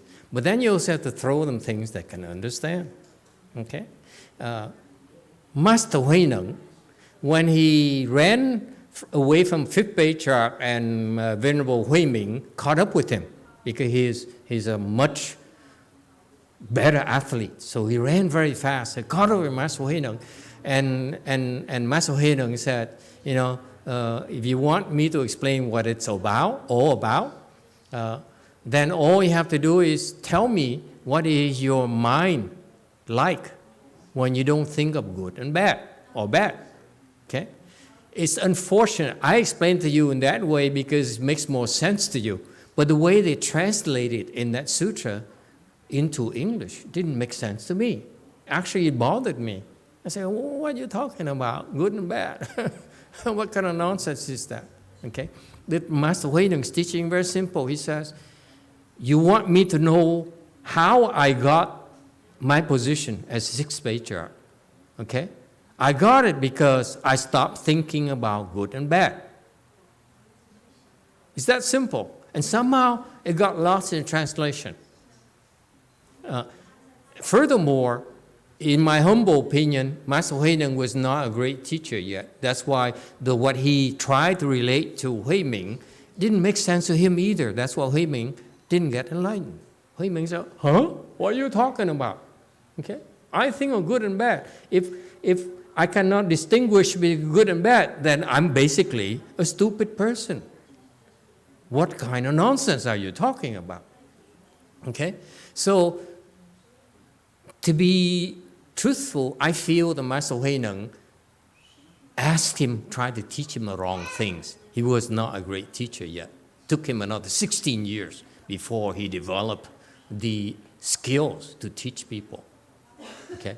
So he's raw. That's why Hui Ming, when he was asked by Sixth Patriarch, what is your mind before you think of good and bad?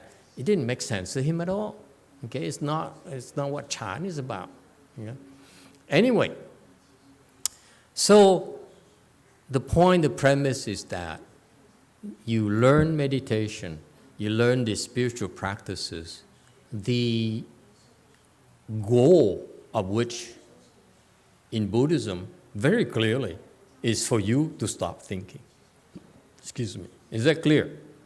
I don't care what you do. You do Tai Chi, you do Chan, you do mindfulness meditation. Okay, it's all designed to help you stop your thinking mind, period. The sooner you get there, the quicker we can begin to explain things to you. Because until then, when we talk to you, you always, I agree, I disagree. I agree, I disagree. You are male chauvinist pig. You Republican, you Democrat. All those things are very noisy inside your mind, so you don't listen anymore. You can't process information anymore. It's not until your mind calms down and not think anymore, that's when you're able to understand and use your wisdom. Is that clear? It's a very simple premise. So far, so good? Okay? So the purpose of meditation, reciting Buddha's name, reciting mantras, is all the same thing. Stop thinking. Bring you the state of stopping your thinking. Why? Because then you can draw upon your instinct to solve your problems, including to understand what you could not understand before. Until that happens, no matter what we tell you, you won't be able to understand. Impossible. Because you say, I don't understand. Let me see if I understand this. Does it sound familiar? Let me see if I understand what you just said. If you really stop thinking, then you say, you're right, or no, you're wrong. That's it. That's all there is to it. So that occurs because you stop your thinking mind. And that's something that you will experience when you get there. Until then, there's no way to explain to you. There's no way for me to tell you, what is your mind like when you stop thinking about good and bad? And Hui Ming said, huh? And that's why Hui Ming ran away. He didn't get anything out of it. So he had to continue to punish himself, to run away. Okay? So Master Hui Neng was a poor teacher at that point in time. Later, he became far better teacher. Anyway, so the premise again, very important message for all of you today is that you have to put a stop to your thinking mind. So far, so good. Why can't you do it? That's what I'm trying to tell you. Why can you not do it? Would you like me to tell you, or would you like to come back next time because time is up? Tell us now. I hear some sort of faint request. Tell us now. I didn't hear the magic word. I can't hear you. I can't hear anything from the internet. Korea, they don't care.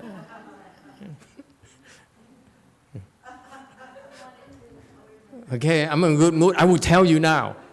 Okay. Please. Okay. I tell you why you cannot stop your thinking mind. Because, especially for men, they said, I must think. That's their problems. I must think. Let me think. Yes? Yes? Men, be honest. Look at Chung Yin and say, yeah, that's me. I must think. Give me time to think. Don't rush me. Let me think. Yes? Let me think about it. Meaning what? You said, I'm going to use my mind to think, to figure it out. Because of that, your instinct will not kick in, period. You yourself said, no instinct, stay away from me. Let me think. Can you see why it's so damaging? That's why the girls are laughing at you, men. They say, you can't stop thinking. You're so proud of yourself. You fooled yourself. You think you're better because you're more logical than us. I'm on your side, okay? Okay? And that's what women are better than men when it comes to that area where men says, let me think. I will figure it out. I'll figure it out. Don't worry, honey. I will figure it out. And women says, yeah, you figure it out, honey. You figure it out. And then tell me I want you to figure it out. And guess what? Who's carrying all the burden of the family? So that women can carry our children. You see that? And that's a difference between men and women. Why women are more, the instincts are more, are much sharper than ours, because we are so proud of men, of our superior logic, our superior intellect. Yes or no? Chung Yin? Yes. Okay? On the other hand, okay, but remember, man, I'm still a man, so I'm still on your side. On the other hand, okay, why is it women are much more intuitive than us? It's because they don't get it. You ask them, can you explain to me why? She said, I can't. For the life of me, I can't. So I will stop thinking. Don't make me think. And that's why the instinct kicks in. You see why now? That's why you are more instinctive and we are more logical. And that's why we live happily ever after. Ching! You see why the relative strength in that when it's in the world where we need to explain to you how to build a bridge, how to make money, men are much better because let me tell you how. It's very logical, okay? Whereas when it talked about, I don't know, what is it you guys are good at? Love. Everything else. You don't get it. and you say, I'm too tired. I don't want to think about it. That's when instinct, ding! Wait, I got it. The women say, I got it. Okay. And that's what happens to them all the time. It's not fair. So that's why men, in order to retain our superior intellect, what are we supposed to do? Do chant. Because chant helps us stop thinking at will when they cannot. They only stop thinking when they cannot, they don't get it.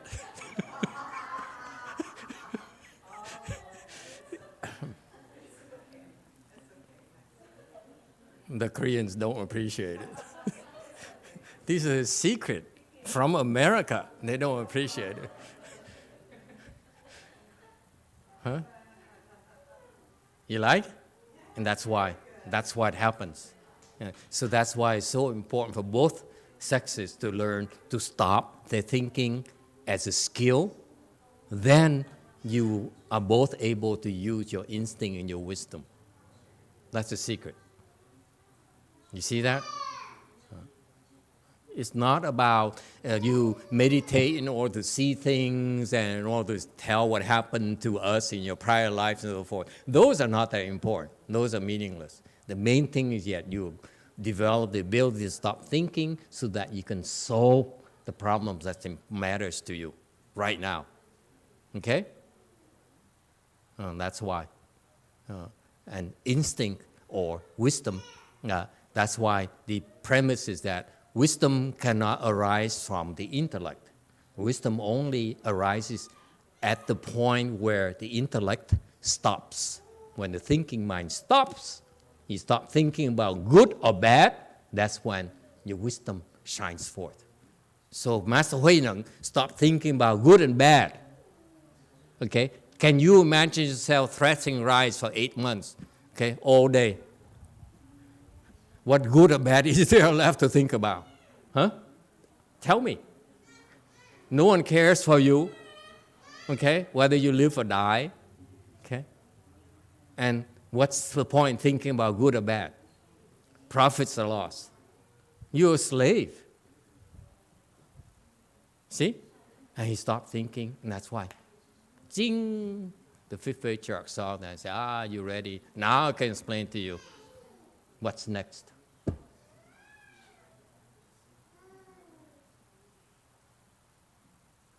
Okay? And remember, men, be careful. They are taking advantage of our honesty. We're trying to solve the problems of the world by thinking. And they dump it on us. They dump the problem and say, hey, honey, you fix it. You figure it out.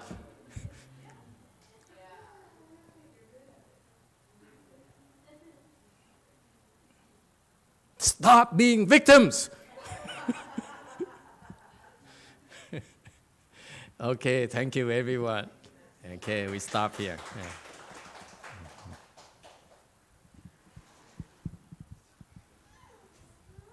Yeah.